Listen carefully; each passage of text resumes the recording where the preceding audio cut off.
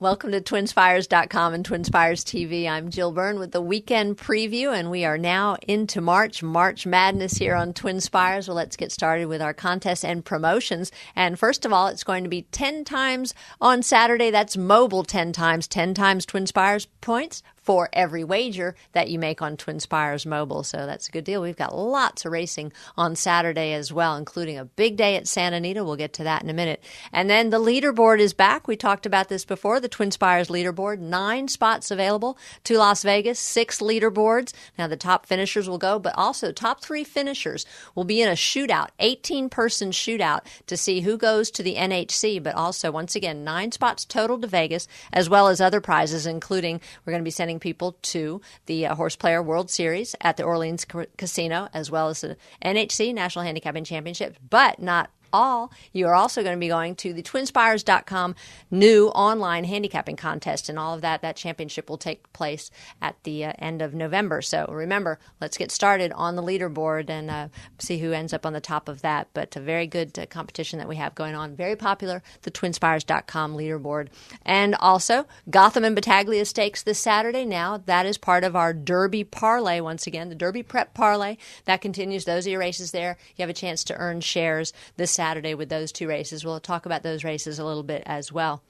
Backtrack to Santa Anita. It's Big Cap Day. Not only is it Big Cap Day, they also have the Grade 1 Kilroe Mile. So you have 3 Grade 1 stakes, the Kilroe Mile, the Big Cap, and as well the Santa Anita Oaks. Very important race for the fillies on the way. The Kentucky Oaks. Small field there, but an interesting wagering race. We'll talk about that too. So let's start it out. Might as well go to Santa Anita and start out there. Now we'll talk about the Santa Anita Handicap first, the Big Cap Grade 1 race. This is an interesting race. Twirling Candy is going to be heavy favorite in there, and deservedly so. I mean, how good is this horse? He lays close to the pace and just always finishes up fast. I just think it'd be really tough in here. I guess my big question is, he's been facing those 4-year-olds in that Strube series, and now, of course, he has to step up a little bit here to a couple older horses. I just don't think the older horses in here are really that good. Who's another 4-year-old in here? First Dude. We saw him on the Triple Crown Trail. He is now making his first start for trainer Bob Baffert. Very disappointing effort in the Sunshine Millions. I think he will run better at Santa Anita. He, to me, is the only really viable option in here to Twirling Candy. Bob Baffert sending out 4. John Sadler, aside from Twirling Candy, also sending out another horse in here, and that is Gladding. Maybe Bob Baffert. I kind of take a little bit of look at Spurrier. If there's a lot of pace in this race, which there kind of is, First Dude likes to be close, Twirling Candy likes to be close. You also have Aggie Engineer, who just lost his first race in a while last time out. So a lot of pace in here. Maybe Spurrier can pick up the pieces. I'm just not sure, though, any of these horses are up to the class of Twirling Candy. The back class horse, though, that is First Dude. If he's ready to step it back up, I think he's the only one that could really be a viable option there to Twirling Candy. The Frank E. Kilroe Mile, another Grade 1 race. This on the turf out there. Not sure this really came up all that tough, and maybe that's what makes it a spectacular wagering race. I've looked at this race over and over again, and I keep going back to Square Eddie. Remember Square Eddie?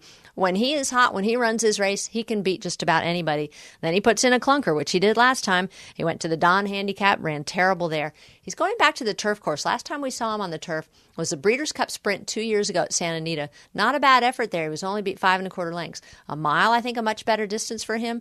I like him back on the turf here, and Square Eddie looks like he's on that sort of schedule where he kind of bad race and back to a good race. Cara Cortada ran a big race last time out to win Santa Anita on the turf course, but this race, wide open wagering race. Well, not so much maybe for the Santa Anita Oaks. Only a 5-horse field in there. You have the top 2 finishers out of the Las Virgenes, Zazu and Turbulent Descent, but it's the return of AZ Warrior. She ran a terrible race in the Breeders' Cup Juvenile Fillies. She won the Grade 1 Frazette, so you have a 5-horse field, 3 Grade 1 winners in there. Zazu, though, I loved her last race. I thought she did everything right in that race. She beat Turbulent Descent fair and square. I don't see why she can't do that again. She gets another very good pace scenario set up, and that'll go as race number 4. So big day at Santa Anita. It's Big Cap Day, 3 Grade 1 races, fantastic wagering fields all around that day. So definitely a race or a day where you want to invest in that mobile 10-time points. On Saturday, use TwinSpires Mobile. Talked about the Derby Parlay, a couple of Derby preps, an important Derby prep this weekend, the Gotham in New York. It's graded stakes earnings, $250,000. So see who maybe can get those graded earnings. Stay Thirsty. He's always been the unheralded stablemate to Uncle Mo. He's owned by the same owner, Mike Rapoli, trained by Todd Pletcher. Now, his last race, Breeders' Cup Juvenile, ran terrible. He was way behind Uncle Mo that day. He hasn't been out since then. He's been working side by side with Uncle Mo, and actually saw him work down there. He's been working extremely well, the son of Bernardini. Todd Pletcher can have a horse ready off the layoff. Don't have to worry about that. Stay Thirsty is the one to beat. He will be the short price favorite. But if you like the local horse there, Toby's Corner, I thought his race in the Whirlaway that he won was a very good race over that track. The track was muddy that day, and I like the way he fought, came off the pace, overcame the inside spot as well. And the horse that ran second to him that day just came back and won the Miraclewood. Not sure, though, if any of the horses in here are the class of Stay Thirsty, if he's ready to go.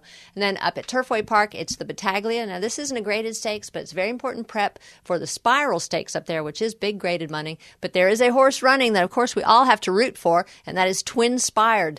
TwinSpires just won the WEBN stakes up there, the prep for this. He's a very nice horse. He was extremely impressive in his maiden win, then kind of ran a poor race. Now he's back on a winning track. This is a nice colt, but he's going to face a couple horses in there, including Blue Laser coming from Florida, who won the Gray Stakes. He's back on synthetic. I like him in there. And a horse from Northern California called Positive Response, who was just third in the El Camino Real. But have to root for TwinSpired, see if he can make his way onto the Kentucky Derby Trail. So a lot happening this weekend. As always, you don't have to miss a thing. Watch and wager on all of it right here at TwinSpires.com and TwinSpires TV.